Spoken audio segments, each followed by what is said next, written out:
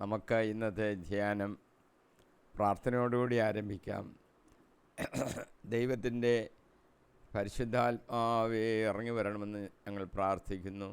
നീ വചനം തരണം കർത്താവേ. അടിയൻ്റെ അധരങ്ങളിൽ അത് തുറന്ന് കർത്താവ് തരുന്ന വാക്കുകൾ ഉപയോഗിച്ച് നീ തരുന്ന സന്ദേശം അറിയിക്കുവാൻ കൃപ തരണമെന്ന് പ്രാർത്ഥിക്കുന്നു. പരിശുദ്ധാത്മാവ് നിറഞ്ഞു നിൽക്കണമേ. ശ്രോതാക്കളിൽ പരിശുദ്ധാത്മാവ് നിറഞ്ഞു നിന്ന് ഈ വാക്കുകൾ അവരുടെ ഹൃദയത്തിൽ ആഴമായി പതിക്കാൻ, അവരുടെ അസ്ഥികളെ സ്പർശിക്കാൻ, ഹൃദയത്തെ മാറ്റം വരുത്താൻ, കർത്താവായ യേശു ക്രിസ്തുവിനെ രക്ഷകനായി സ്വീകരിച്ച് ജീവിച്ച് രക്ഷയുടെ അനുഭവത്തിലേക്ക് കടന്നു വരുവാൻ ദൈവത്തിൻ്റെ പരിശുദ്ധാത്മാവ് സഹായിക്കണമേ. നീ തന്നെ സംസാരിക്കണമേ. യേശു കർത്താവിൻ്റെ വിലയേറിയ നാമത്തിൽ തന്നെ ആമീൻ. നമ്മൾ ഇന്ന് ധ്യാനിക്കാൻ ഉദ്ദേശിക്കുന്നത്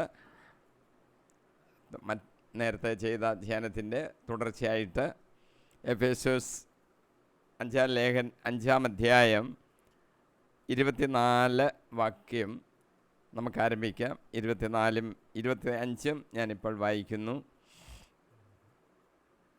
സഭ ക്രിസ്തുവിനെ വിധേയ ആയിരിക്കുന്നത് പോലെ ഭാര്യമാർ എല്ലാ കാര്യങ്ങളിലും ഭർത്താക്കന്മാർക്ക് വിധേയരായിരിക്കണം.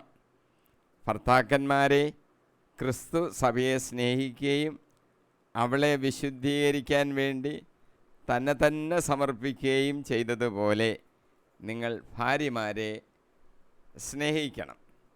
ഈ 2 വാചകങ്ങളിൽ ഭാര്യ ഭർത്തൃ ബന്ധത്തിൻ്റെ കാര്യവും അവരുടെ കടമകളും അവരുടെ പെരുമാറ്റ രീതികളും അവരുടെ ജീവിതക്രമങ്ങളും ഒക്കെ എങ്ങനെ ആയിരിക്കണമെന്ന് പൗലോസ് സൂചിപ്പിച്ചുകൊണ്ട് എഴുതിയിരിക്കുകയാണ്. ഭാര്യമാർ എല്ലാ കാര്യങ്ങളിലും ഭർത്താക്കന്മാർക്ക് വിധേയരായിരിക്കണം എന്ന് പൗലോസ് നിർദ്ദേശിക്കുമ്പോൾ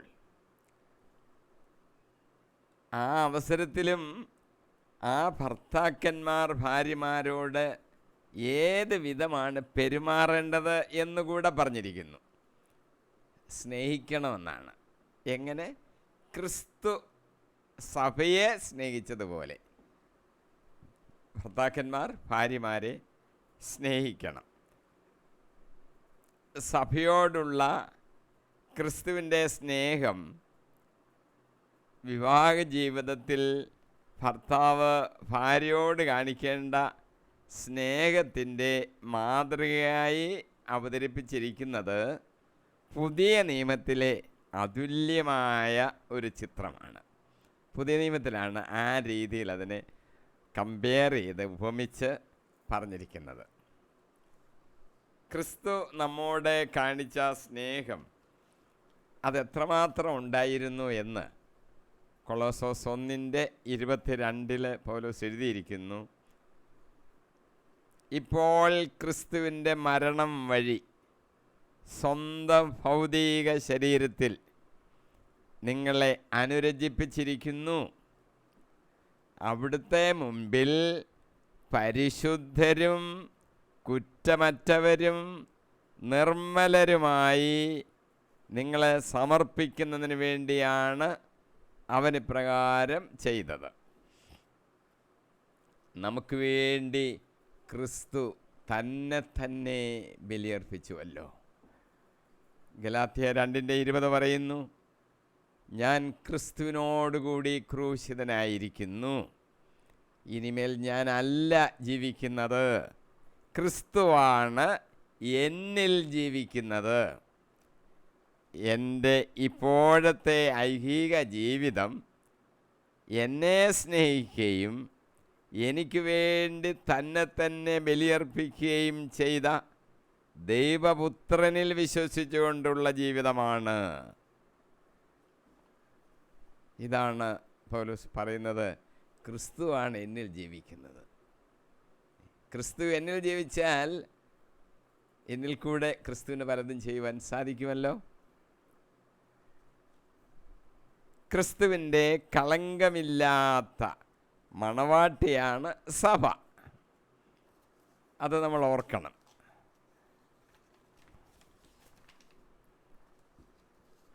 ഇരുപത്തിനാല് 25 വാക്യങ്ങൾ അധ്യായം 5:1 അതിനെ ഒരു പ്രത്യേക തരത്തിൽ പൗലോസ്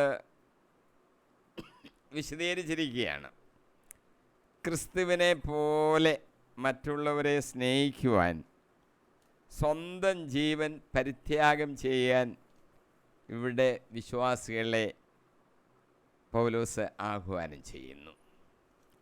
ഭർത്താവും ഭാര്യയും കീഴ്വഴങ്ങിക്കൊണ്ടും പരസ്പരം സ്വയം നൽകിക്കൊണ്ടും ഇപ്രകാരം ചെയ്യുമ്പോൾ അവരുടെ വിവാഹ ജീവിതം ക്രിസ്തുവിൻ്റെ അദൃശ്യ പ്രവൃത്തിയെ അനുകരിക്കുകയും പങ്കിടുകയും ചെയ്യുന്നതിൻ്റെ ദൃശ്യമായ അടയാളമായിരിക്കും. അത് സ്വയം പരിത്യജിച്ച്, സ്വയം ഭാര്യ ഭർത്താവിനും ഭർത്താവ് ഭാര്യയ്ക്കും വിട്ടുകൊടുത്ത് സമർപ്പിച്ച് സ്നേഹത്തോടുകൂടി അങ്ങനെ ജീവിക്കുന്നത് അദൃശ്യ പ്രവൃത്തി ദൈവത്തിൻ്റെ അതിനെ കാണിക്കുന്ന ദൃശ്യമായ അടയാളമാണത്. അപ്പം ഭൂമിയിലെ കുടുംബജീവിതം എന്ന് പറയുന്നത് ദൈവത്തിൻ്റെ പ്രവൃത്തിയുടെ ഒരു അടയാളമാണെന്ന് നമ്മൾ മനസ്സിലാക്കണം. 25 പ്രത്യേകമായിട്ട് ഭർത്താക്കന്മാരോടാണ് പൗലോസ് പറഞ്ഞിരിക്കുന്നത്. ഭർത്താക്കന്മാരുടെ കടമകൾ എന്തെല്ലാമാണെന്ന് ബൈബിളിൽ എന്ത് പറയുന്നു എന്നൂടെ നമുക്കൊന്ന് പരിശോധിക്കാം.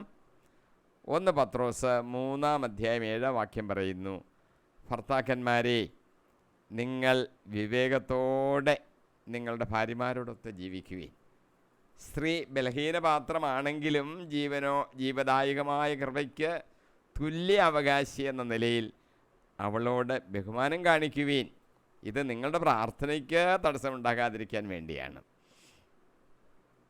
2 കാര്യം ഭർത്താക്കന്മാർ അറിഞ്ഞിരിക്കണം. 1, ഈ സ്ത്രീ ഭാര്യ ജീവദായകമായ കൃപയ്ക്ക് ഭർത്താവിനോടൊപ്പം അവളും അർഹയാണ്.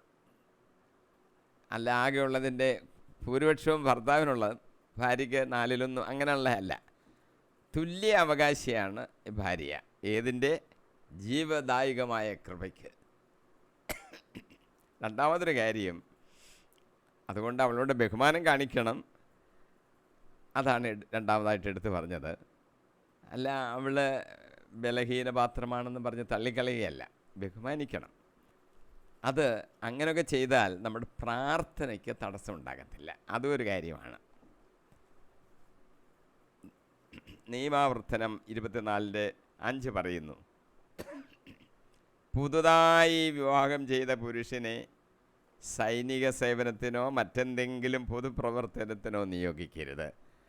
അവൻ 1 വർഷം വീട്ടിൽ ഭാര്യയോടൊത്ത് സന്തോഷപൂർവ്വം വസിക്കട്ടെ. വിവാഹ ജീവിതത്തിലോട്ട് പ്രവേശിക്കുമ്പോൾ 1 വർഷമെങ്കിലും അവർ കുടുംബത്തിൽ ഒന്നിച്ചായിരിക്കണമെന്നാണ് പൗലോസ് നൽകുന്ന ആഹ്വാനം, ഉപദേശം. പ്രായോഗികമായ ഒരു നന്മയ്ക്ക് വേണ്ടി പൗലോസ് നമ്മളോട് പറയുന്നു. ദൈവവചനത്തിൽ എഴുതപ്പെട്ട അതുകൊണ്ട് ദൈവവചനമാണെന്ന് നമുക്ക് മനസ്സിലാക്കാം.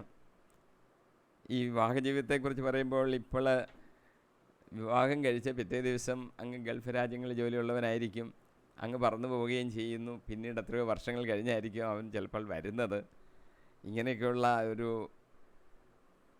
പ്രശ്നങ്ങളൊക്കെ ഇന്ന് നമ്മുടെ നാട്ടിലൊക്കെ ഉണ്ട് എന്നുള്ളതുകൂടെ മനസ്സിലാക്കുമ്പോൾ പൗലോസ്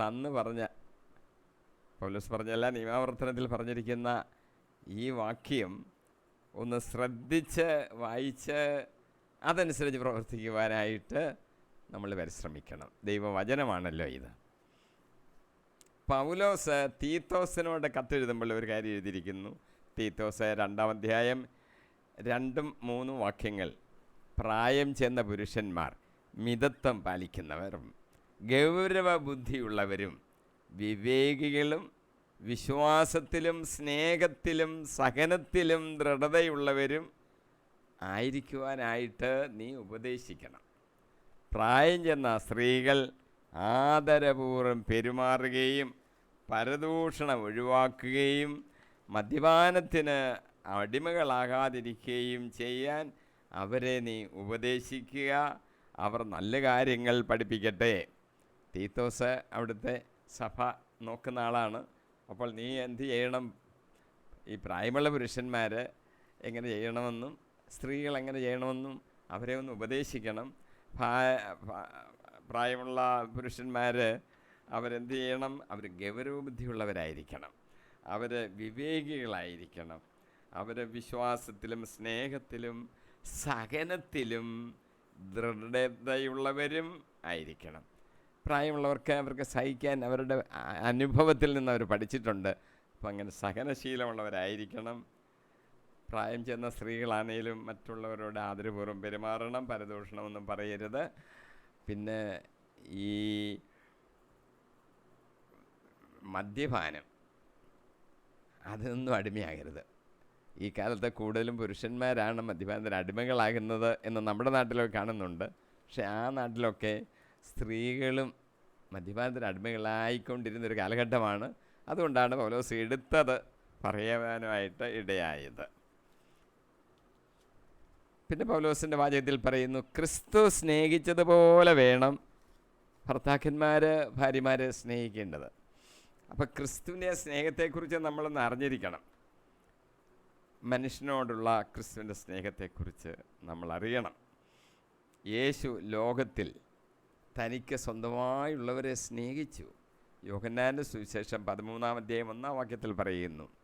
അപ്പോൾ യേശു മരണത്തിനോട് അടുത്തിരിക്കുന്നു, ഈ ലോകം വിട്ട് പോകാറായി. അപ്പോൾ യേശു പറയുന്നൊരു വാചകമാണ്, ഈ ലോകം വിട്ട് പിതാവിൻ്റെ സന്നിധിയിലേക്ക് പോകാനുള്ള സമയം ആയിരിക്കുന്നു എന്ന് പെസഹാ തിരുനാളിന് മുമ്പ് യേശു അറിഞ്ഞു. ലോകത്തിൽ തനിക്കുള്ളവരെ, തനിക്ക് സ്വന്തമായുള്ളവരെ അവൻ സ്നേഹിച്ചു, അവസാനം വരെ സ്നേഹിച്ചു. അതാണ് എൻ്റെ പ്രത്യേകത. ഇവിടെ പെസഹാ തിരുനാളിന് മുമ്പ് യേശു അറിഞ്ഞു ഈ ലോകം വിട്ടു പോകാറായെന്ന്. അപ്പോൾ നമ്മൾ വിചാരിക്കാം ആ വാചകത്തിൽ നിന്ന് യേശുവിന് ഈ അറിവൊന്നും നേരത്തെ ഇല്ലായിരുന്നു, അന്നേരമാണെന്ന് പറഞ്ഞത്. അങ്ങനെയല്ല.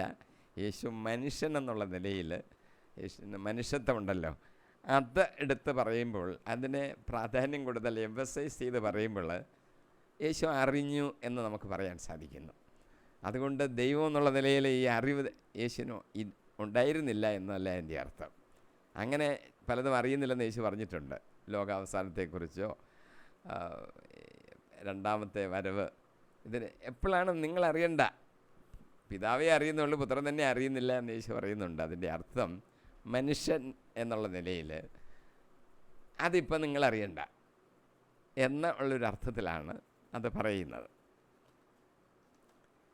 പിതാവ് യേശുവിനെ സ്നേഹിച്ചതുപോലെ, അതാണ് ക്രിസ്തു നമ്മെ സ്നേഹിച്ചതുപോലെ എന്ന് പറയുന്നതിൻ്റെ വേറെ ഒരു അർത്ഥം. പിതാവ് യേശുവിനെ എങ്ങനെയാണ് സ്നേഹിച്ചത്, ക്രിസ്തുവിനെ എങ്ങനെയാണ് സ്നേഹിച്ചത് അതുപോലെ. യോഹന്നാൻ 15:9 പറയുന്നു, പിതാവ് എന്നെ സ്നേഹിച്ചതുപോലെ ഞാൻ നിങ്ങളെ സ്നേഹിച്ചു, നിങ്ങൾ എൻ്റെ സ്നേഹത്തിൽ നിലനിൽക്കുകയും. ഞാൻ നിങ്ങളെ എങ്ങനെ സ്നേഹിച്ചത്? പിതാവ് എന്നെ സ്നേഹിച്ചതുപോലെ ഞാൻ നിങ്ങളെ സ്നേഹിച്ചു, നിങ്ങൾ എൻ്റെ സ്നേഹത്തിൽ നിലനിൽക്കുകയും.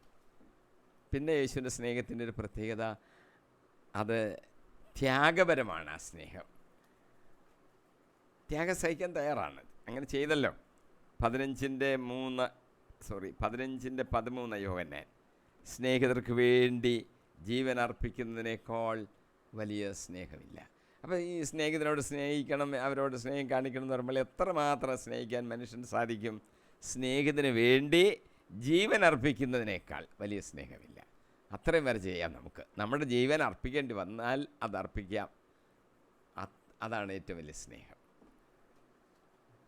യേശുവിനോടുള്ള സ്നേഹം നമുക്ക് വേർപെടുത്തുവാൻ കഴിയാത്തൊരു സ്നേഹമാണ്. റോമർ 8:35 പൗലോസ് ഇങ്ങനെ എഴുതിയിരിക്കുന്നു, ക്രിസ്തുവിൻ്റെ സ്നേഹത്തിൽ നിന്ന് ആരെ നമ്മെ വേർപെടുത്തും? ക്ലേശമോ, ദുരിതമോ, പീഡനമോ, പട്ടിണിയോ, നഗ്നതയോ, ആപത്തോ, വാളോ? ഇതൊക്കെ മനുഷ്യന് സംഭവിക്കും. പക്ഷേ ഇതുകൊണ്ട് നമ്മൾ ക്രിസ്തുവുമായിട്ടുള്ള സ്നേഹബന്ധത്തിൽ നിന്ന് മാറിപ്പോവുമോ? പോകരുത്, പോകാൻ പാടില്ല. പൗലോസ് പോകത്തില്ല. ക്ലേശമുണ്ടായാലും, ദുരിതമുണ്ടായാലും, പീഡനമുണ്ടായാലും, പട്ടിണിയുണ്ടായാലും, നഗ്നതയുണ്ടായാലും, ആപത്തുണ്ടായാലും, വാളുണ്ടായാലും ക്രിസ്തുവിനോടുള്ള സ്നേഹത്തിൽ നിന്ന് മാറിപ്പോകരുത്.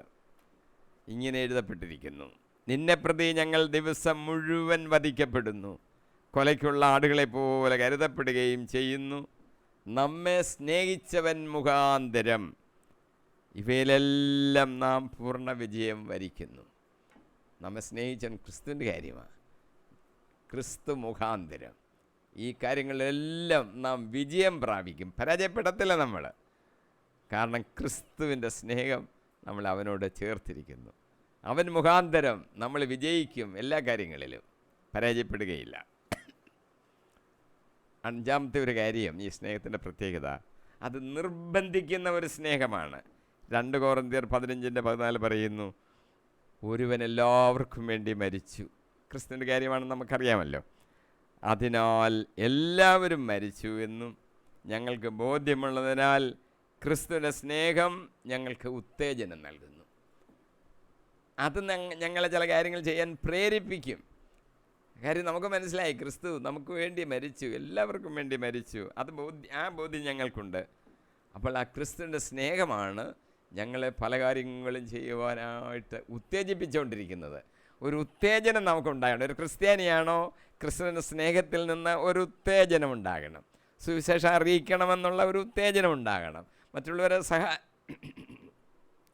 സഹായിക്കണമെന്നുള്ള ഒരു ഉത്തേജനം ഉണ്ടാകണം. നമ്മുടെ ജീവൻ ബലി കഴിച്ചാലും അവനെ സ്നേഹിക്കണം എന്നുള്ള ഒരു ഉത്തേജനം നമുക്കുണ്ടാകണം. എങ്ങനെ ഉണ്ടാകും? ക്രിസ്തുവിൻ്റെ സ്നേഹത്താൽ ആ ഉത്തേജനം നമുക്ക് ഉണ്ടാകണം. ജ്വലിക്കണം എന്ന ചുരുക്കം അത് നമുക്കുണ്ടായിരിക്കണം. 1 യോഹന്നാൻ 3:16 പറയുന്നു, ക്രിസ്തു സ്വന്തം ജീവൻ നമുക്ക് വേണ്ടി പരിത്യജിച്ചു എന്നതിൽ നിന്ന് സ്നേഹം എന്തെന്ന് നാം അറിയുന്നു. നമ്മളും സഹോദരർക്ക് വേണ്ടി ജീവൻ പരിത്യജിക്കാൻ കടപ്പെട്ടിരിക്കുന്നു. സഹോദരന് വേണ്ടി ജീവൻ പരിത്യജിക്കുന്നത് നമ്മുടെ ഒരു കടപ്പാടാണ്. നമ്മൾ കടപ്പെട്ടിരിക്കുന്നു. അല്ല നിനക്ക് ചെയ്യാൻ ഒക്കുമെങ്കിൽ എന്നല്ല, അതൊരു കടപ്പാട് നമുക്കുണ്ട്. ക്രിസ്തു നമുക്ക് വേണ്ടി ജീവൻ പരിത്യജിച്ചു എന്നതിൽ നിന്ന് സ്നേഹം എന്തെന്ന് നമുക്ക് മനസ്സിലാകും. അപ്പം സ്നേഹം എന്താണെന്ന് മനസ്സിലാക്കണമെങ്കിൽ നമ്മൾ എന്താണ് ധ്യാനിച്ചുകൊണ്ടിരിക്കേണ്ടത്? ക്രിസ്തുവിൻ്റെ മരണം. അവൻ നമുക്ക് വേണ്ടി സ്വന്തം ജീവൻ പരിത്യജിച്ചു. അത് നമ്മൾ ധ്യാനിക്കണം. 50 നോയമ്പിൻ്റെ കാലത്ത് അത് ധ്യാനിക്കാനാണല്ലോ നമ്മൾ സമയം വേർതിരിച്ചൊക്കെ വെച്ചിരിക്കുന്നത്. ക്രിസ്തുവിൻ്റെ പീഡാനുഭവങ്ങളൊക്കെ നമ്മൾ വായിക്കുന്നു, ധ്യാനിക്കുന്നു. പക്ഷേ അതിന് പകരം വേറെ ചില കാര്യങ്ങളൊക്കെ ചിലർ ചെയ്യുന്നുണ്ട്. ക്രിസ്തുവിൻ്റെ വേദന മനസ്സിലാക്കണം. എന്തിനാ എനിക്ക് വേണ്ടി എന്തെല്ലാം യേശു സഹിച്ചു. ഗത്സമേന തോട്ടത്തിൽ അവൻ കരഞ്ഞത്, പ്രാർത്ഥിച്ചത്, രക്തം വീർത്തത്, പീഡാനുഭവങ്ങളുടെ ദിവസം, ദുഃഖവെള്ളിയാഴ്ചയുടെ കാര്യങ്ങളെല്ലാം അതെല്ലാം നമ്മൾ ധ്യാനിക്കുന്നു. ക്രൂശിത്വം കിടന്ന് മരിക്കുന്നതൊക്കെ നമ്മൾ ധ്യാനിക്കുന്നു.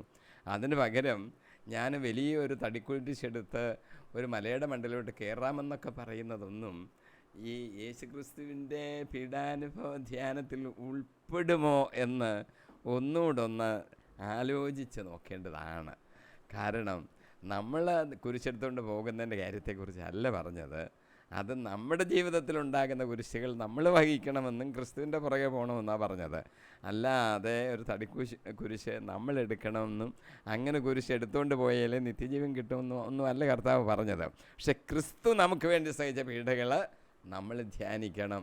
ആ സ്നേഹം നമ്മുടെ ഉള്ളിലോട്ട് കയറണം. ഇതാണ് അതുകൊണ്ട് അർത്ഥമാക്കുന്നത്. ക്രിസ്തു സഭയെ സ്നേഹിച്ചതുപോലെ ഭർത്താക്കന്മാർ ഭാര്യമാരെ സ്നേഹിക്കണമെന്നാണല്ലോ പറഞ്ഞത്. എന്താണ് ക്രിസ്തു സഭയെ സ്നേഹിച്ചതുപോലെ എന്ന് പറയുന്നത്? പഴയ നിയമത്തിൽ തന്നെ അതിന് വാചകമുണ്ട്. യേശയ്യ 62:3-5 പറയുന്നു, കർത്താവിൻ്റെ കയ്യിൽ നീ മനോഹരമായ ഒരു കിരീടമായിരിക്കും, നിൻ്റെ ദൈവത്തിൻ്റെ കരങ്ങളിൽ ഒരു രാജകീയ മകുടവുമായിരിക്കും. നമ്മൾ ചെറിയ കാര്യങ്ങളൊന്നുമല്ല ദൈവത്തിന് മുമ്പിൽ. ദൈവത്തിൻ്റെ കയ്യിൽ മനോഹരമായൊരു കിരീടമാണ് നമ്മൾ. നിൻ്റെ ദൈവത്തിൻ്റെ കൈകളിൽ ഒരു രാജകീയ മകുടമാണ് നമ്മൾ. അത്രയും നമ്മളെ ആക്കിയിരിക്കുകയാണ്. യുവകന്യകയെ എന്ന പോലെ നിൻ്റെ പുനരുദ്ധാരകൻ നിന്നെ വിവാഹം ചെയ്യും. മണവാളൻ മണവാട്ടിയിലെന്ന പോലെ നിൻ്റെ ദൈവം നിന്നിൽ സന്തോഷിക്കും. യേശയ്യ പറഞ്ഞിരിക്കുന്ന കാര്യമാണ്. സക്കറിയ പ്രവാചകന് ഒരു കാര്യം പറഞ്ഞിരിക്കുന്നു, 2:8.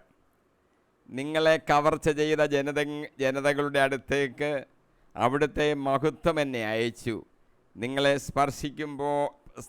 സ്പർശിക്കുന്നവൻ അവിടുത്തെ കൃഷ്ണമണിയെയാണ് സ്പർശിക്കുന്നത്. സൈന്യങ്ങളുടെ കർത്താവായ അവിടുന്ന് അരുളി ചെയ്യുന്നു. നമ്മൾ ദൈവത്തിൻ്റെ കൃഷ്ണമണിയാണ്. ഒരു ശരീരത്തിൽ ഏറ്റവും വില കൂടിയതായിട്ട് നമ്മൾ കണക്കാക്കുന്നത് കൃഷ്ണമണിയാണ്. നമ്മളെ ആരെങ്കിലും ഉപദ്രവിച്ചാൽ അതിൻ്റെ അർത്ഥം ആ വ്യക്തി ദൈവത്തിൻ്റെ കൃഷ്ണമണിയെ ആണ് ഉപദ്രവിക്കുന്നത്. ആ വിലയുള്ളവരാണ് നമ്മൾ എന്നെങ്കിലും നമ്മൾ മനസ്സിലാക്കണം. പൗലോസ് എഫേസോസിലെ സഭാശ്രേഷ്ഠന്മാരെ വിളിച്ച് ഒരിക്കലും ചെറിയ നിർദ്ദേശം കൊടുത്തു. അപ്പോസ്തലപ്രവൃത്തികൾ 20:28 പറയുന്നു, നിങ്ങളെയും അജഗണം മുഴുവനെയും പറ്റി നിങ്ങൾ ജാഗരൂകരായിരിക്കുവിൻ. സഭാശ്രേഷ്ഠന്മാരോട് പറയുകയാണ്, കർത്താവ് സ്വന്തം രക്തത്താൽ നേടിയെടുത്ത ദൈവത്തിൻ്റെ സഭയെ പരിപാലിക്കാൻ പരിശുദ്ധാത്മാവ് നിയമിച്ചിരിക്കുന്ന അജപാലകരാണ് നിങ്ങൾ. അജപാലകരുടെ ഡ്യൂട്ടിയാണത്. അവരെ പരിപാലിക്കാൻ പരിശുദ്ധാത്മാവ് അവരെ നിയോഗിച്ചിരിക്കുകയാണ്.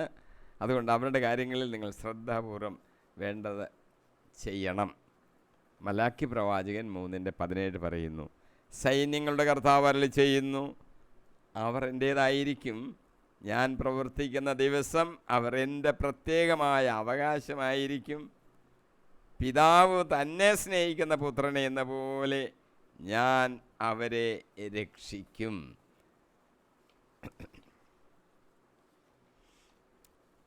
നമുക്ക് ചില അനുഗ്രഹങ്ങളൊക്കെ വാഗ്ദാനം ചെയ്തിട്ടുണ്ട്. കർത്താവിനെ രക്ഷകനായി സ്വീകരിച്ച് സഭയോട് ചേർന്ന് നിൽക്കുമ്പോൾ ചില ആത്മീയമായ ബന്ധങ്ങൾ നമുക്ക് കർത്താവുമായിട്ട് ഉണ്ടാകും. ചില അനുഗ്രഹങ്ങളൊക്കെ നമുക്കുണ്ടാകും. മത്തായിയുടെ സുവിശേഷം 12-ാം അധ്യായം 50-ാം വാക്യം പറയുന്നു, സ്വർഗസ്ഥനായ എൻ്റെ പിതാവിൻ്റെ ഇഷ്ടം നിറവേറ്റുന്നവനാരോ അവനാണ് എൻ്റെ സഹോദരനും സഹോദരിയും അമ്മയും. യേശു കർത്താവ് പറഞ്ഞൊരു വാചകമാണ്, പിതാവായ ദൈവത്തിൻ്റെ ഇഷ്ടം പ്രവർത്തിക്കുന്നവൻ എൻ്റെ സഹോദരൻ, എൻ്റെ സഹോദരി, എൻ്റെ അമ്മ. ആ ബന്ധമുണ്ടാകും.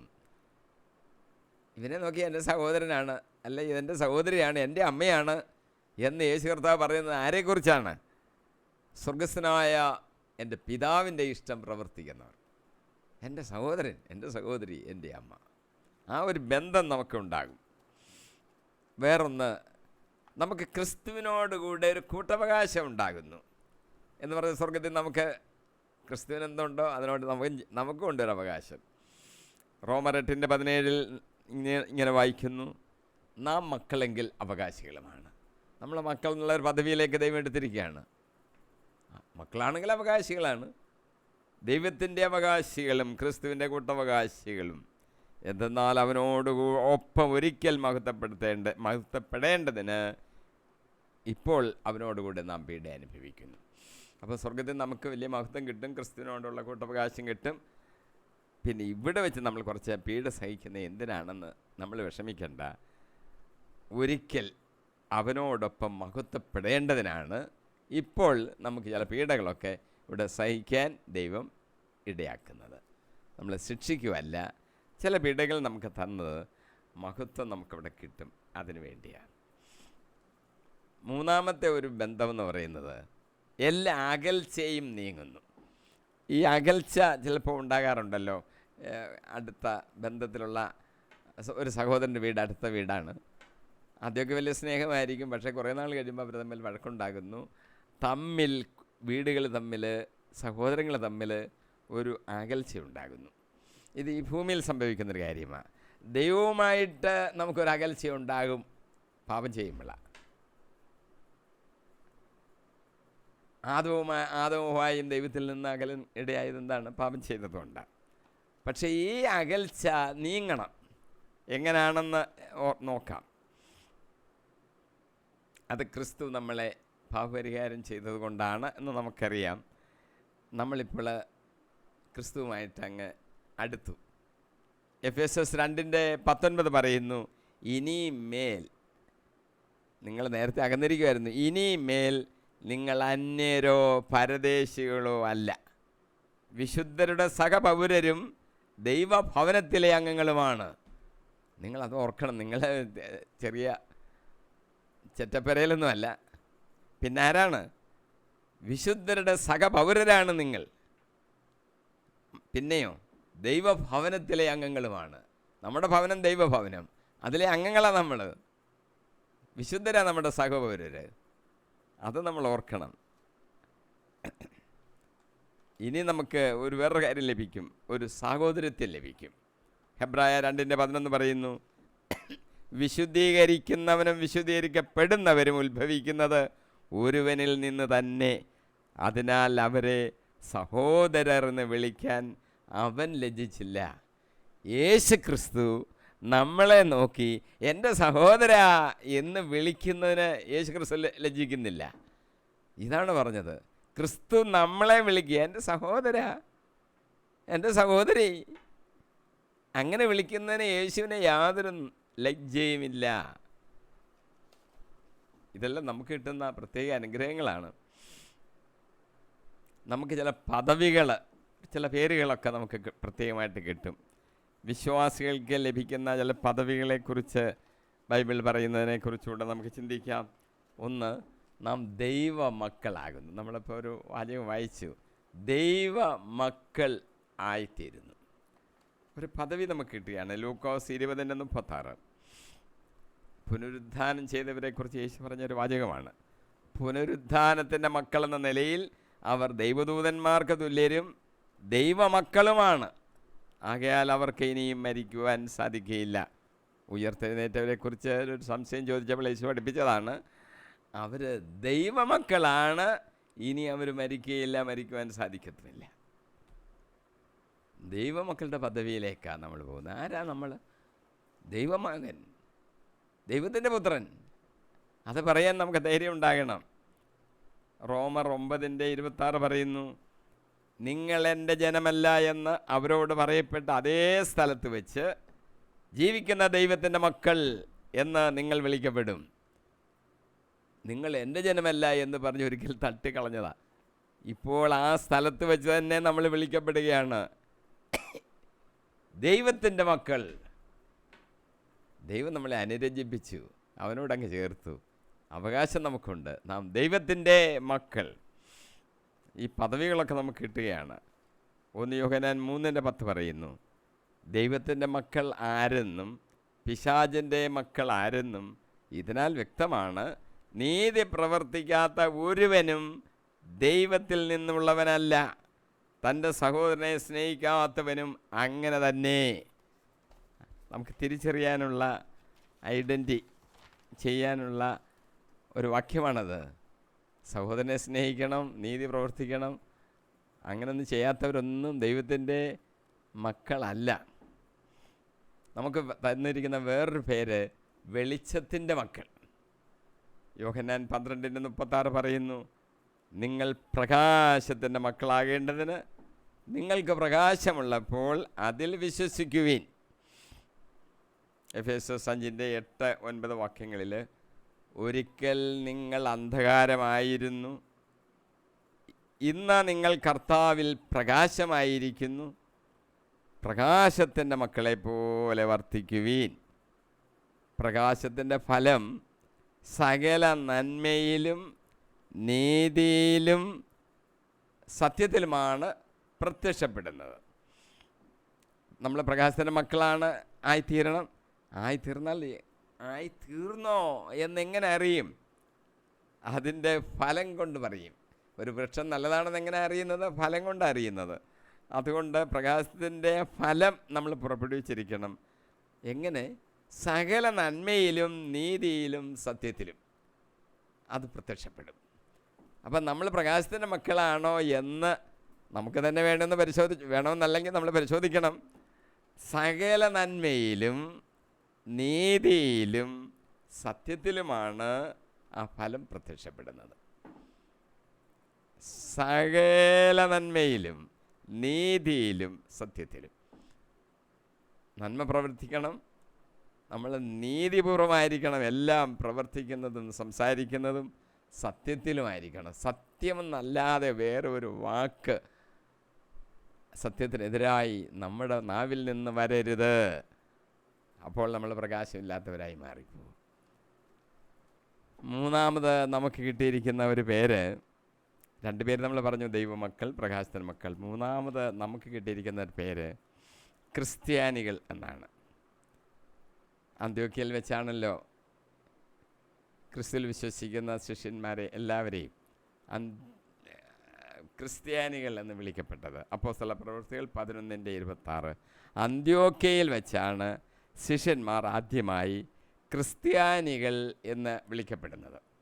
ആ വാക്യം നമ്മൾ ഓർക്കണം. നമുക്ക് കിട്ടിയിരിക്കുന്ന ഒരു പദവിയാണ്, ഒരു പേരാണ്, ഒരു പ്രത്യേക പദവിയാണ് ക്രിസ്ത്യാനികൾ. അന്ത്യോക്യയിൽ വെച്ചാണ് ആ പേര് അങ്ങനെ വന്നത്. ചിലർ പറയും നമ്മളെ ആക്ഷേപിച്ച് വിളിച്ചതാണെന്ന്. എന്തായാലും ഇപ്പോൾ നമ്മൾ ക്രിസ്ത്യാനികളെന്നാണ് വിളിക്കുന്നത്. അപ്പോൾ നമ്മൾ അതിൽ അഭിമാനം കൊള്ളണം. പത്രോസ് അപ്പോസ്തലൻ എടുത്ത് പറഞ്ഞിട്ടുണ്ട്, ക്രിസ്ത്യാനി എന്ന പേരിലാണ് ഒരുവൻ പീഡ സഹിക്കുന്നതെങ്കിൽ അതിലങ്ങ് സന്തോഷിച്ചുകൊണ്ടാൽ മതി, അതിന് പ്രതിഫലം കിട്ടിക്കോളും. തെറ്റ് ചെയ്തിട്ട് പീഡ സഹിക്കുന്നതിലൊന്നും യാതൊരു അർത്ഥവുമില്ല. പാപം ചെയ്തിട്ട് പീഡ സഹിക്കുന്നതിൽ എന്തർത്ഥം? നന്മ പ്രവർത്തിച്ചിട്ട് പീഡ സഹിക്കുന്നതിൽ അർത്ഥമാക്കാം. ക്രിസ്ത്യാനി എന്ന പേരിലാണ് ഒരാൾ പീഡ സഹിക്കുന്നതെങ്കിൽ അവൻ്റെ പേര് സ്വർഗത്തിൽ എഴുതപ്പെട്ടിരിക്കുകയാണ്. മഹത്വം അവിടെ കിട്ടും. എത്രയോ പേരാണ് നമ്മുടെ ഇന്ത്യയിൽ പോലും, എല്ലാം മതങ്ങളെയും ഉൾക്കൊള്ളുമെന്ന് പറയുന്ന നമ്മുടെ ഇന്ത്യയിൽ പോലും ക്രിസ്തുവിൻ്റെ പേരിൽ, ഇവനൊരു ക്രിസ്ത്യാനിയാണെന്ന് ഉള്ള പേരിൽ കൊല്ലപ്പെടുന്നത് എന്ന വാസ്തവം നമ്മൾ മറന്നു പോകരുത്. കേരളത്തിൽ അതിൻ്റെ ക്രൂരത അത്രയും വലുതായിട്ടില്ലായിരിക്കാം. പക്ഷേ വടക്കേ ഇന്ത്യയിൽ അങ്ങേ അറ്റത്തോട്ട് ചെല്ലുമ്പോൾ ക്രിസ്തുവിൻ്റെ പേര് വഹിക്കുന്നവർ കൊല്ലപ്പെടുകയാണ് നമ്മുടെ ഭാരതത്തിലും എന്ന് നമ്മൾ മനസ്സിലാക്കണം. പത്രത്തിൽ നിന്നൊക്കെ നമുക്ക് ധാരാളം വാർത്തകൾ കിട്ടുന്നുണ്ട്. എത്രയോ പേരാണ് ക്രിസ്ത്യാനി എന്നുള്ള പേരിൽ കൂട്ടക്കൊലയ്ക്ക് വിധേയരാകുന്നത്. പ്രാർത്ഥിക്കുമെങ്കിലും നമുക്കൊന്ന് ചെയ്യാം. നമുക്കവിടെ പോയി ആ ക്രൂരന്മാരെ തടഞ്ഞു നിർത്താൻ ഒക്കുന്നില്ല. പക്ഷേ അവർക്ക് വേണ്ടി, മരിക്കുന്ന കൊല്ലപ്പെടുന്നവർക്ക് വേണ്ടി നമ്മൾ ഓർത്ത് കർത്താവിൻ്റെ സന്നിധിയിൽ അവരെ സമർപ്പിക്കാം, പ്രാർത്ഥിക്കാം. അതെങ്കിലും നമ്മൾ ചെയ്യണം. ഇനി നമ്മൾ ഈ വാക്യത്തിൽ ഒരു കാര്യം കൊണ്ട് മനസ്സിലാക്കണം. നമുക്ക് കിട്ടിയിരിക്കുന്നവർ ക്രിസ്ത്യാനികളെന്നാണ്. ക്രിസ്തു സഭയുടെ തലയായിരിക്കുന്നത് കൊണ്ടും നമ്മൾ ക്രിസ്തുവിൻ്റെ തലയിലോട്ട് ചേർക്കപ്പെടുന്നത് കൊണ്ടുമാണ് ക്രിസ്ത്യാനികൾ എന്ന് പറയുന്നത്. അപ്പം നമ്മൾ ചേർക്കപ്പെടുന്നത് ക്രിസ്തുവിൻ്റെ തലയുമായിട്ടാണ് നമുക്ക് ബന്ധം. വേറെ ബന്ധങ്ങളൊന്നും നമുക്ക് വേണ്ട. ക്രിസ്ത്യാനിയും തന്നെ പറയണം. ചിലർക്ക് ഞാനൊരു ക്രിസ്ത്യാനിയാണെന്ന് പറയുന്നതിൽ അഭിമാനക്കുറവ് ചിലർക്ക് തോന്നും. അങ്ങനെയല്ല, അതിൽ അഭിമാനിക്കണം. പത്രോസ് എടുത്ത് പറയുന്നുണ്ട്, ആ പേരിൽ നമ്മൾ അഭിമാനിക്കണം. നമുക്ക് തുറന്ന് പറയാൻ നമ്മുടെ വായ് ശക്തമായിരിക്കണം. ക്രിസ്ത്യാനിയാണ് ഞാൻ. എന്തിനാണ് പേടിക്കുന്നത്? അത് അഭിമാനത്തോട് പറയാനുള്ള കാര്യമല്ലേ. ചില വിശുദ്ധന്മാരുടെ പേരിലുള്ള സംഘടനകളിലെയൊക്കെ അംഗങ്ങളായിരിക്കും. ആരാണെന്ന് ചോദിച്ചാൽ ഞാൻ ഇന്ന സംഘടനയിൽ പ്രവർത്തിക്കുന്ന അതിൻ്റെ സെക്രട്ടറി ആൻഡ് പ്രസിഡൻ്റ് എന്നൊക്കെ അഭിമാനത്തോടുകൂടി പറയും. ആ അഭിമാനമല്ല നമുക്ക് വേണ്ടത്. ഞാൻ ഇന്ന ഒരു സൈന്യമുണ്ട്, ആ പേര് തന്നെ ഒരു സൈന്യമെന്ന, ആ വിശുദ്ധൻ്റെ അല്ലെ ആ വിശുദ്ധയുടെ സൈന്യത്തിലെ ഒരു മെമ്പറാണ്, ഞാനാണ് ജില്ലയുടെ പ്രസിഡൻറ്റ്, ഞാനാണ് ഈ സ്റ്റേറ്റിൻ്റെ പ്രസിഡൻറ്റ് എന്നൊക്കെ അഭിമാനിക്കുന്നവരുണ്ട്. അങ്ങനെ വിശുദ്ധൻ്റെയോ വിശുദ്ധയുടെയോ പേരിലൊന്നും അഭിമാനിക്കുന്ന കാര്യമല്ല ഇവിടെ പറഞ്ഞത്. ക്രിസ്ത്യാനി ക്രിസ്തുവിൻ്റെ പേരിൽ അഭിമാനിക്കണമെന്നാണ് പറഞ്ഞിരിക്കുന്നത്. ചിലർ മിഖായേൽ മാലാഖ എന്ന് പറയുന്ന മാലാഖയുടെ സൈന്യത്തിലെ ഒരു വലിയ ശക്തനായ പോരാടുന്ന ആളാണ് ഞാൻ എന്ന് പറഞ്ഞ് അതിൻ്റെ ഒരു മിഖായേൽ മാലാഖയുടെ ഒരു കൂട്ടുകാരനാണ്, അവർ യോദ്ധാവാണ് ഞാനെന്ന് പറയും, അഭിമാനിക്കും. അതിലല്ല അഭിമാനിക്കേണ്ടത്, ക്രിസ്ത്യാനി എന്ന പേരിലാണ് അഭിമാനിക്കേണ്ടത്. ചിലർ പറയും ഞാൻ ദൂതറിയിക്കുന്ന ആളാണ്, അതുകൊണ്ട് ഞാൻ ഗബ്രിയേൽ എന്ന് പറയുന്ന മാലാഖയുടെ സൈന്യത്തിലുള്ള ഒരാളാണ്, അതിൽ ഞാൻ അഭിമാനിക്കുകയാണ്. അല്ല, അതിലല്ല അഭിമാനിക്കേണ്ടത്, ക്രിസ്ത്യാനി എന്ന പേരിലാണ് അഭിമാനിക്കേണ്ടത്. നാം ധരിച്ചിരിക്കുന്ന പേര് ക്രിസ്തുവിൻ്റേതാണ്. ക്രിസ്തുവിൻ്റെ പേരാണ് നമ്മൾ അറിയിക്കേണ്ടത്. ക്രിസ്തുവിനെയാണ് നമ്മൾ ആരാധിക്കേണ്ടത്. അവൻ്റെ പേരാണ് ലോകത്തിൻ്റെ അതിർത്തികൾ വരെ എത്തിക്കാനും സുവിശേഷം അറിയിക്കാനും നമ്മളോട് പറഞ്ഞിരിക്കുന്നത് എന്ന് നമ്മൾ പ്രത്യേകം ശ്രദ്ധിക്കണം. നമ്മൾ 25-ാമത്തെ വാക്യം വരെയാണ് പറഞ്ഞത്. ഇനി നമുക്ക് 5-ാം അധ്യായത്തിലെ 26-ാം വാക്യം കൂടെ ഒന്ന് വായിക്കാം. അവൻ സഭയെ വിശുദ്ധീകരിക്കുന്നതിന് ജലം കൊണ്ട് കഴുകി വചനത്താൽ വന്മയുള്ളതാക്കി.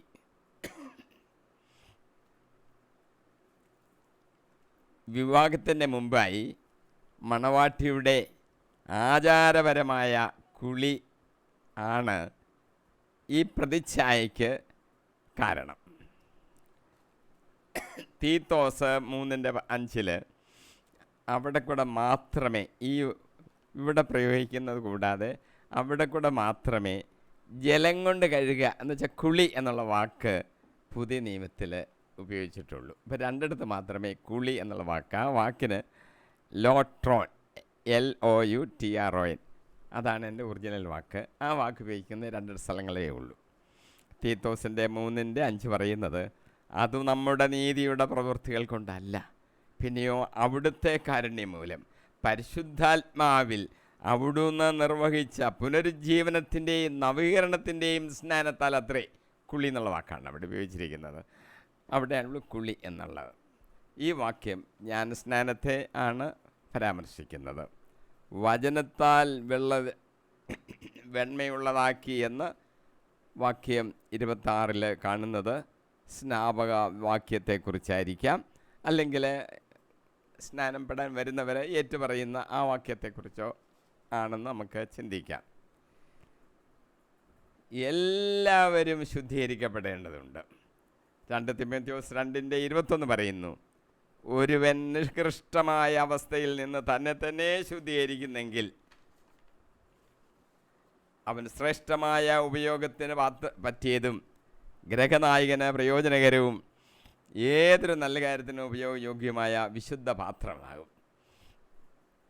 പൗലോസ് അപ്പോസ്തലൻ എഴുതിയിരിക്കുന്ന ഒരു കാര്യമാണ്.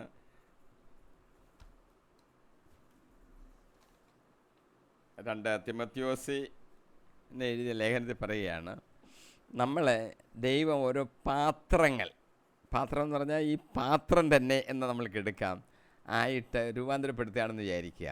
അപ്പം പാത്രങ്ങൾ തന്നെ പലതരത്തിലുണ്ട്. യജമാനന് ഉപയോഗിക്കാൻ വേണ്ടിയുള്ള പ്രത്യേക ശ്രേഷ്ഠമായ പാത്രങ്ങൾ, മറ്റ് അതിൻ്റെ താഴത്തെ റാങ്കിലുള്ളവർക്ക് വേണ്ടി ഇങ്ങനെ പാത്രങ്ങൾ പലതാണ്. ഈ രാജാക്കന്മാർ അവർക്ക് വീഞ്ഞു കുടിക്കാൻ സ്വർണം കൊണ്ടുണ്ടാക്കിയ പാനപാത്രങ്ങൾ ഒക്കെ എങ്ങനെ വെക്കുകയല്ലേ. അപ്പോൾ അവർക്കും അവരുടെ ഭാര്യമാർക്കും അവരുടെ ശ്രേഷ്ഠന്മാർക്കും ഒക്കെ ഉപയോഗിക്കത്തക്കവണ്ണമുള്ള പ്രത്യേക പാത്രങ്ങൾ അങ്ങനെ ഉണ്ടാക്കുന്ന, അതുകൊണ്ടാണ് പൗലോസ് ഇത് ഇവിടെ എഴുതിയിരിക്കുന്നതെന്ന് നമുക്ക് ചിന്തിക്കാം. അപ്പോൾ ഗ്രഹനായകന് ഉപയോഗയോഗ്യമായൊരു പാത്രമാക്കി തീർക്കുക, ശ്രേഷ്ഠമാണത്. ഗ്രഹനായകൻ യേശുക്രിസ്തുവിനെ കുറിച്ചാണ്. അപ്പോൾ യേശുക്രിസ്തുവിന് യോഗ്യമായ ഒരു കാര്യത്തിന് അങ്ങനെയുള്ളൊരു പാത്രമാക്കി നമ്മളെ രൂപാന്തരപ്പെടുത്തി എടുക്കും എന്ന ചുരുക്കം. നമ്മൾ ശുദ്ധരായിരിക്കണം, ശ്രേഷ്ഠരായിരിക്കണം. പല പ്രാവശ്യം വെള്ളിയും സ്വർണമൊക്കെ ഇങ്ങനെ ശുദ്ധീകരിക്കപ്പെടുന്നില്ലേ?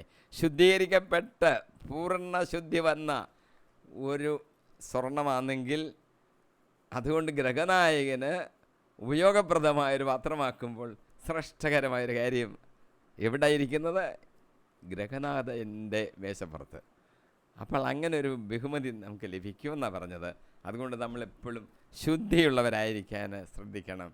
പലതരം പാത്രം ഉണ്ടാക്കാം, പക്ഷെ നല്ല ഏറ്റവും ശ്രേഷ്ഠമായ നിലയിൽ ഉണ്ടാക്കുന്നതിൻ്റെ പാത്രം ആകണം. അപ്പം നമ്മൾ ശുദ്ധീകരിക്കപ്പെടണം. എങ്ങനെയാണ് വിശുദ്ധീകരണം നടക്കേണ്ടത്? എങ്ങനെ നടക്കും? റോമാലേഖനം 15-ാം അധ്യായം 15-ഉം 16-ഉം വാക്യങ്ങളിൽ ഇങ്ങനെ പറഞ്ഞിരിക്കുന്നു, ദൈവം എനിക്ക് നൽകിയ കൃപയാൽ ധൈര്യത്തോടെ ചില കാര്യങ്ങൾ ഓർമ്മിപ്പിക്കാൻ വേണ്ടിയാണ് ഞാൻ എഴുതിയത്. ദൈവത്തിൻ്റെ കൃപ എന്നെ വിജാതിയർക്ക് വേണ്ടി യേശുക്രിസ്തുവിൻ്റെ ശുശ്രൂഷനാക്കിയിരിക്കുകയാണല്ലോ. വിജാതിയരാകുന്ന ബലിവസ്തു സ്വീകാര്യവും പരിശുദ്ധാത്മാവിനാൽ പവിത്രീകൃതവും ആകാൻ വേണ്ടി ഞാൻ ദൈവത്തിൻ്റെ സുവിശേഷത്തിന് പുരോഹിത ശുശ്രൂഷ ചെയ്യുന്നു. എൻ്റെ ശുശ്രൂഷ പൗലോസ് പറയുകയാണ്, അത് വിജാതിയരുടെ ഇടയിലാണ്. എന്താക്കണം? ഈ വിജാതിയരെ ആൾക്കാരെ ക്രിസ്തീയ വിശ്വാസത്തിൽ കൊണ്ടുവന്നിട്ട് പരിശുദ്ധാത്മാവിനാൽ അവരെ പവിത്രീകൃതമാക്കണം. അപ്പോൾ എങ്ങനെയാണ് നമ്മൾ പവിത്രീകൃതമാകുന്നത്? പരിശുദ്ധാത്മാവിനാൽ. അതിനുവേണ്ടിയാണ് പൗലോസ് ശുശ്രൂഷ ചെയ്യുന്നത്. ആ സുവിശേഷത്തിന് വേണ്ടി. സുവിശേഷം പറഞ്ഞെങ്കിലല്ലേ, ആദ്യം അത് മനസ്സിലാക്കിയിട്ടല്ലേ അവർ ക്രിസ്തുവിലേക്ക് വരാനൊക്കെ ഉള്ളൂ. ക്രിസ്തുവിലേക്ക് വന്നിട്ടാണ് അവർ പരിശുദ്ധാത്മാവിൻ്റെ നിറവിൽ പവിത്രീകൃതമാകുന്നത്. പെന്തക്കോസ്താ ദിവസത്തിലെ സംഭവങ്ങളൊക്കെ നമുക്കറിയാമല്ലോ. അപ്പം നമ്മൾ ഒരു കാര്യം കൂടെ അറിയണം. ഒരു ക്രിസ്തീയ പ്രവർത്തകന് അവൻ ചെയ്യേണ്ട പ്രധാന സംഗതി സുവിശേഷീകരണമാണ്. സുവിശേഷം അറിയിക്കുക, അതാണ് കർത്താവ് നമ്മളോട് പറഞ്ഞ ജോലി. ബാക്കിയെല്ലാം അതുമായിട്ട് ബന്ധപ്പെടുന്നതാണ്. കുറച്ച് ചാരിറ്റി പ്രവർത്തനങ്ങളൊക്കെ ചെയ്യണ്ടെന്നല്ല ഈ പറഞ്ഞത്. ആ സുവിശേഷം അറിയിക്കുക എന്നുള്ള പ്രധാന ജോലി ചെയ്യാതെ ഈ ചാരിറ്റി മാത്രം ശ്രദ്ധ കേന്ദ്രീകരിച്ചുകൊണ്ടിരുന്നാൽ പോരാ. അതല്ല നമ്മളോട് പറഞ്ഞിരിക്കുന്നത്. നമ്മൾ യേശുവിൻ്റെ സുവിശേഷം അറിയിക്കണം. അതറിയിക്കാൻ നമ്മൾ മാത്രമേ ഉള്ളൂ. ചാരിറ്റി പ്രവർത്തനത്തിന് ധാരാളം ആൾക്കാരുണ്ട് താനും, അല്ല നമ്മൾ ചെയ്യണം, നമ്മൾ ഫലം പുറപ്പെടുവിക്കണം, വേണ്ടെന്നല്ല. പക്ഷേ സുവിശേഷ വേലയാണ് ഒന്നാമത്തെ പ്രിഫറൻസ് കൊടുത്ത് ചെയ്യേണ്ട, നമ്മളോട് ആജ്ഞാപിക്കപ്പെട്ടിരിക്കുന്ന ജോലി അതാണെന്ന് മനസ്സിലാക്കി അത് തന്നെ നമ്മൾ ചെയ്യണം. 1 കൊരിന്ത്യർ 1:30 പറയുന്നു, യേശു ക്രിസ്തുവിലുള്ള നിങ്ങളുടെ ജീവിതത്തിൻ്റെ ഉറവിടം അവിടുന്നാണ്. ദൈവം അവനെ നമുക്ക് ജ്ഞാനവും നീതിയും വിശുദ്ധീകരണവും പരിത്രാണവും ആക്കിയിരിക്കുന്നു. നമ്മൾ ശുദ്ധീകരിക്കപ്പെടുന്നതും ഒക്കെ യേശു ക്രിസ്തുവിനാലാണ് എന്ന് നമ്മൾ മനസ്സിലാക്കണം. ഹെബ്രായർ 10:10 ആഹിതമനുസരിച്ച് യേശു ക്രിസ്തുവിൻ്റെ ശരീരം എന്നേക്കുമായി ഒരിക്കൽ സമർപ്പിക്കപ്പെട്ടത് വഴി നാം വിശുദ്ധീകരിക്കപ്പെട്ടിരിക്കുന്നു. ഇത് നമ്മൾ മനസ്സിലാക്കേണ്ട ഒരു കാര്യമാണ്. നമ്മൾ വിശുദ്ധീകരിക്കപ്പെട്ടിരിക്കുന്നു ഒറ്റ ബലിയർപ്പണത്താൽ. യേശു ക്രിസ്തുവിൻ്റെ അത് എന്നേക്കുമായി ഒരിക്കൽ സമർപ്പിക്കപ്പെട്ടതാണ്. യേശു ക്രിസ്തുവിൻ്റെ ക്രൂശിലെ മരണം ആവർത്തിക്കപ്പെടേണ്ട ഒന്നല്ല, അത് എന്നേക്കുമായി ഒരിക്കൽ സമർപ്പിക്കപ്പെട്ടതാണ്. ആ സമർപ്പണത്തിൽ നമ്മൾ വിശ്വസിക്കണം, രക്ഷകനായി നമ്മൾ വിശ്വസിക്കണം.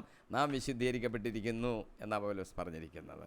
ഹെബ്രായർ 13:12 പറയുന്നു, സ്വന്തം രക്തത്തിലൂടെ ജനത്തെ വിശുദ്ധീകരിക്കുവാൻ ക്രിസ്തുവും കവാടത്തിന് പുറത്തു വെച്ച് പീഡനമേറ്റു. അവൻ പീഡനമേറ്റത് നമ്മളെ, സ്വന്തം ജനത്തെ വിശുദ്ധീകരിക്കാനാണ്. 1 പത്രോസ് 1:18-19-20 വാക്യങ്ങളിൽ, പിതാക്കന്മാരിൽ നിന്ന് നിങ്ങൾക്ക് ലഭിച്ച വ്യർത്ഥമായ ജീവിത രീതിയിൽ നിന്ന് നിങ്ങൾ വീണ്ടെടുക്കപ്പെട്ടത് നശ്വരമായ വെള്ളിയോ സ്വർണമോ കൊണ്ടല്ല എന്ന് നിങ്ങൾ അറിയുന്നുവല്ലോ.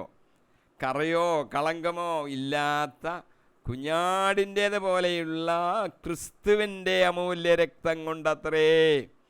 അവനാകട്ടെ ലോകസ്ഥാപനത്തിന് മുമ്പ് തന്നെ നിയോഗിക്കപ്പെട്ടവനും ഈ അവസാന കാലത്ത് നിങ്ങൾക്കായി വെളിപ്പെടുത്തപ്പെട്ടവനുമാണ്. അനാദിയിലെ നിയമിക്കപ്പെട്ടതാണ്, ഇപ്പോൾ വെളിപ്പെട്ടു. അവൻ ക്രൂശിൽ നമുക്ക് വേണ്ടി ജീവൻ അർപ്പിച്ചു, നമുക്ക് വേണ്ടി അത് ചെയ്തത് നമുക്ക് വെളിപ്പെട്ടിരിക്കുന്നു എന്ന് അർത്ഥം. നമുക്ക് ഒരു വാക്യം കൂടെ എടുത്ത് ചിന്തിക്കാം. 5:27 കർത്താവ് നമ്മളെ ഇങ്ങനെ ശുദ്ധീകരിച്ച് എന്തിനാണ്? ഇത് അവളെ, സഭയെ, കറയോ ചുളിവോ മറ്റ് കുറവുകളോ ഇല്ലാത്ത മഹത്വപൂർണയായി തനിക്ക് തന്നെ പ്രതിഷ്ഠിക്കുന്നതിനും അവൾ കളങ്കരഹിതയും പരിശുദ്ധയും ആയിരിക്കുന്നതിന് വേണ്ടിയാണ്. കർത്താവ് പീഡ സഹിച്ചത്, രക്തം ചിന്തിയതെല്ലാം സഭയെ, നമ്മളെയൊക്കെ കളങ്കരഹിതയായിട്ട് പരിശുദ്ധിയായിട്ട് തീർക്കുന്നതിന് വേണ്ടിയാണ്. മണവാട്ടിയെ ഭർത്താവിന് നൽകുന്നതിന് പ്രതിരൂപം ഇവിടെ പൂർത്തീകരിക്കുകയാണ്. അതിൻ്റെ ക്രിസ്തീയ പ്രതിരൂപം എന്നത് വിശുദ്ധീകരിക്കപ്പെട്ട ശുഭ്രവസ്ത്രധാരിയായ മണവാട്ടിയെ ക്രിസ്തുവിന് സമർപ്പിക്കുകയാണ്. മണവാട്ടിയെ ക്രിസ്തുവിന് സമർപ്പിക്കുമ്പോഴാണ് ഈ പ്രവൃത്തിയുടെ ഫൈനൽ സ്റ്റേജിൽ, അവസാനത്തെ സ്റ്റേജിലേക്ക് നമ്മൾ എത്തുന്നത്. ക്രിസ്തുവിൻ്റെ സന്നിധിയിൽ കൊണ്ടുവരുന്ന ഈ സംഭവം ക്രിസ്തുവിൻ്റെ രണ്ടാമത്തെ വരവിൽ സംഭവിക്കുന്നതിനെ കാണിക്കാനാണ് പൗലോസ് പലപ്പോഴും ഉപയോഗിക്കാറുള്ളത്. 2 കൊരിന്ത്യർ 4:14 പറയുന്നു, കർത്താവായ യേശുവിനെ ഉയർപ്പിച്ചവൻ യേശുവിനോടുകൂടെ ഞങ്ങളെയും ഉയർപ്പിക്കുമെന്നും നിങ്ങളോടൊപ്പം അവിടുത്തെ സന്നിധിയിൽ കൊണ്ടുവരുമെന്നും ഞങ്ങളറിയുന്നു. ഇതെല്ലാം നിങ്ങൾക്ക് വേണ്ടിയാണ്. ഉയർപ്പിന് ശേഷമുള്ളൊരു കാര്യമാണ് പറയുന്നത്. 2 കൊരിന്ത്യർ 11:2 എനിക്ക് നിങ്ങളോട് ദൈവികമായ അസൂയ തോന്നുന്നു. എന്തെന്നാൽ നിർമ്മലയായ വധുവിനെ അവളുടെ ഭർത്താവിന് എന്നതുപോലെ നിങ്ങളെ ക്രിസ്തുവിന് സമർപ്പിക്കേണ്ടതിന് ക്രിസ്തുവുമായി നിങ്ങളുടെ വിവാഹ നിശ്ചയം ഞാൻ നടത്തി. പൗലോസിൻ്റെ ശുശ്രൂഷയുടെ കാര്യമാണ്. യഹൂദ രീതി അനുസരിച്ച് വിവാഹ ഉടമ്പടിയും ഭർത്താവിന് ഭാര്യയെ സമർപ്പിക്കുന്നതും തമ്മിൽ കുറേ കാലവ്യത്യാസമുണ്ട്. മാമോദീസായുടെ സമയവും മണവാട്ടി ക്രിസ്തുവിൻ്റെ രണ്ടാമത്തെ വരവിൽ അവന് സമർപ്പിക്കുന്നതിൻ്റെയും ഇടയിൽ ഒരു കാലതാമസമുണ്ടെന്നുള്ളത് ഇതുമായിട്ട് നമുക്ക് സമാന്തരപ്പെടുത്തി പഠിക്കാൻ സാധിക്കും. വെളിപാട് പുസ്തകത്തിൽ 21:2, 3, 9 വാക്യങ്ങളിലായി കുഞ്ഞാടിൻ്റെയും മണവാട്ടിയുടെയും വിവാഹത്തിൻ്റെ രൂപത്തിൽ ദൈവരാജ്യത്തിൻ്റെ പൂർത്തീകരണത്തെ അവതരിപ്പിച്ചിരിക്കുന്നതായിട്ട് നമുക്ക് കാണുവാനായിട്ട് സാധിക്കും. നമ്മൾ കളങ്കരഹിതയും പരിശുദ്ധയുമായിരിക്കണം മണവാട്ടി. അതാണ് എടുത്തു പറഞ്ഞത്. അതിനുവേണ്ടിയാണല്ലോ പൗലോസ് പരിശ്രമിക്കുന്നതെന്ന് പറഞ്ഞിരിക്കുന്നു. ആത്മീയ ശുചീകരണത്തെ സംബന്ധിച്ച് ചില വാഗ്ദാനങ്ങൾ നമുക്ക് ലഭിച്ചിട്ടുണ്ട്. ഒന്ന്, എങ്ങനെ കമ്പിളി പോലെ നമ്മളെ വെളുപ്പിക്കുമെന്നാണ് പറഞ്ഞിരിക്കുന്നത്. യെശയ്യാ 1:18, കർത്താവ് അരുളി ചെയ്യുന്നു, വരുവീൻ, നമുക്ക് രമ്യതപ്പെടാം. നിങ്ങളുടെ പാപങ്ങൾ കടും ചുമപ്പാണെങ്കിലും അവ മഞ്ഞുപോലെ വെണ്മയുള്ളതായിത്തീരും. അവ രക്തവർണ്ണമെങ്കിലും കമ്പിളി പോലെ വെളുക്കും. ഭയപ്പെടേണ്ട, വെളുക്കും. രണ്ടാമതൊരു കാര്യം, നീ രക്ഷപ്പെടും. വാക്കുണ്ട് യിരെമ്യാ 4:14, ജെറുസലേമേ, നിൻ്റെ ഹൃദയത്തിൽ നിന്ന് ദുഷ്ടത കഴുകിക്കളയുക, എന്നാൽ നീ രക്ഷപ്പെടും. എത്ര നാളാണ് നീ ദുഷിച്ച ചിന്തകളും പേര് നടക്കുക? കർത്താവ് നമ്മളെ സ്വീകരിക്കും. മൂന്നാമത്തെ ഒരു വാഗ്ദാനമാണ്. 2 കൊരിന്ത്യർ 6:16 7:1 പറയുന്നു, ഞാൻ നിങ്ങൾക്ക് പിതാവും നിങ്ങൾ എനിക്ക് പുത്രന്മാരും പുത്രികളും ആയിരിക്കും എന്ന് സർവശക്തനായ കർത്താവ് അരുളി ചെയ്യുന്നു. പ്രിയപ്പെട്ടവരെ, ഈ വാഗ്ദാനങ്ങൾ നമുക്കുള്ളതിനാൽ ശരീരത്തിൻ്റെയും ആത്മാവിൻ്റെയും എല്ലാ അശുദ്ധിയിൽ നിന്നും നമ്മെ തന്നെ ശുദ്ധീകരിക്കുകയും ദൈവഭയത്തിൽ വിശുദ്ധി പരിപൂർണമാക്കുകയും ചെയ്യാം. വചനം അതുതന്നെ നമ്മളെ ശുദ്ധീകരിക്കുന്നതാണ്. സങ്കീർത്തനം 119:9 പറയുന്നു, യുവാവ് തൻ്റെ മാർഗം എങ്ങനെ നിർമ്മലമായി സൂക്ഷിക്കും? അങ്ങയുടെ വചനമനുസരിച്ച് വ്യാപരിച്ചുകൊണ്ട് തന്നെ. യോഹന്നാൻ്റെ സുവിശേഷം 15:3-4 പറയുന്നു, യേശു കർത്താവ് തന്നെ പറഞ്ഞിരിക്കുകയാണ്, ഞാൻ നിങ്ങളോട് പറഞ്ഞ വചനം നിമിത്തം നിങ്ങൾ ശുദ്ധിയുള്ളവരായിരിക്കുന്നു. വചനത്തിൻ്റെ ശക്തി ചെറുതല്ല, നമ്മളത് പ്രത്യേകം ശ്രദ്ധിച്ചോണം. ശക്തിയുള്ളതാണ് വചനം. സൃഷ്ടിക്കുന്ന വചനം, രൂപാന്തരപ്പെടുത്തുന്ന വചനം, നമ്മളെ നവീകരിക്കുന്ന വചനമാണ്, നമ്മളെ വിശുദ്ധീകരിക്കുന്നത് വചനമാണ്. ഇതെല്ലാം നമ്മൾ ഓർത്തണം. നിങ്ങൾ എന്നിൽ വസിക്കുകയും ഞാൻ നിങ്ങളിലും വസിക്കും. മുന്തിരിച്ചെടിയിൽ നിൽക്കാതെ ശാഖയ്ക്ക് സ്വയമേവ ഫലം പുറപ്പെടുവിക്കാൻ സാധിക്കാത്തതുപോലെ എന്നിൽ വസിക്കുന്നില്ലെങ്കിൽ നിങ്ങൾക്കും സാധിക്കുകയില്ല. നമ്മൾ ഫലം പുറപ്പെടുവിക്കാൻ ആഗ്രഹിക്കുന്നവരാണല്ലോ. കർത്താവിൽ തന്നെ നമ്മളായിരിക്കണം. കർത്താവിലല്ലെങ്കിൽ നമുക്ക് ഫലം പുറപ്പെടുവിക്കുവാൻ സാധിക്കുകയില്ല. സങ്കീർത്തനം 12:6 പറയുന്നു, കർത്താവിൻ്റെ വാഗ്ദാനങ്ങൾ നിർമ്മലമാണ്, ഉലയിൽ 7 ആവർത്തി ശുദ്ധി ചെയ്ത വെള്ളിയാണത്. സങ്കീർത്തനം 19:8 പറയുന്നു, കർത്താവിൻ്റെ സാക്ഷ്യം വിശ്വാസ്യമാണ്, അത് വിനീതരെ ജ്ഞാനികളാക്കുന്നു. കർത്താവിൻ്റെ കൽപ്പനകൾ നീതിയുക്തമാണ്, അവ ഹൃദയത്തെ സന്തോഷിപ്പിക്കുന്നു. കർത്താവിൻ്റെ പ്രമാണം വിശുദ്ധമാണ്, അത് കണ്ണുകളെ പ്രകാശിപ്പിക്കുന്നു. എങ്ങനെയാണ് കർത്താവിൻ്റെ മണവാട്ടി കളങ്കരഹിതയും പരിശുദ്ധമായി തീർന്നത്? കൊളോസോസ് 2-ാം 12, 13, 14 വാക്യങ്ങളിൽ പൗലോസ് ഒറ്റ വാചകത്തിൽ അതിങ്ങനെ വിശദീകരിക്കുകയാണ്. ജ്ഞാനസ്നാനം വഴി നിങ്ങൾ അവനോട് ഒപ്പം സംസ്കരിക്കപ്പെട്ടു. മരിച്ചവരിൽ നിന്ന് അവനെ ഉയർപ്പിച്ച ദൈവത്തിലുള്ള വിശ്വാസം വഴി നിങ്ങൾ അവനോടുകൂടെ ഉയർപ്പിക്കപ്പെടുകയും ചെയ്തിരിക്കുന്നു. നിങ്ങൾ പാപങ്ങൾ നിമിത്തം മൃതരും ദുർവാസനയുടെ പരിച്ഛേദന നിർവഹിക്കാത്തവരുമായിരുന്നു. ദൈവം നിങ്ങളെ അവനോടുകൂടെ ഉയർപ്പിക്കുകയും നമ്മുടെ എല്ലാ പാപങ്ങളും ക്ഷമിക്കുകയും ചെയ്തു. നമുക്ക് ദോഷകരമായി നിന്ന ലിഖിത നിയമങ്ങളെ അവൻ മായ്ച്ചുകളെയും അവയെ കുരിശിൽ തറച്ച് നിഷ്കാസനം ചെയ്യുകയും ചെയ്തു. നമ്മൾ പാപികളായിരുന്നു, നാം സംസ്കരിക്കപ്പെട്ടു. ക്രിസ്തുവിനോടുകൂടെ പാപത്തിന് സംസ്കരിക്കപ്പെട്ടു.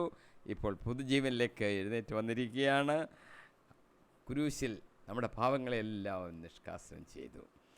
സമയം അങ്ങോട്ട് നീങ്ങുന്നത് കൊണ്ട് ഞാൻ ഇവിടെ അങ്ങ് നിർത്തുകയാണ്. വാക്യം 27, എഫേസ്യർ 5:24 മുതൽ 27 വരെയുള്ള വാക്യങ്ങളാണ് ഇന്ന് നാം പഠിക്കുകയും ധ്യാനിക്കുകയും ചെയ്തത്.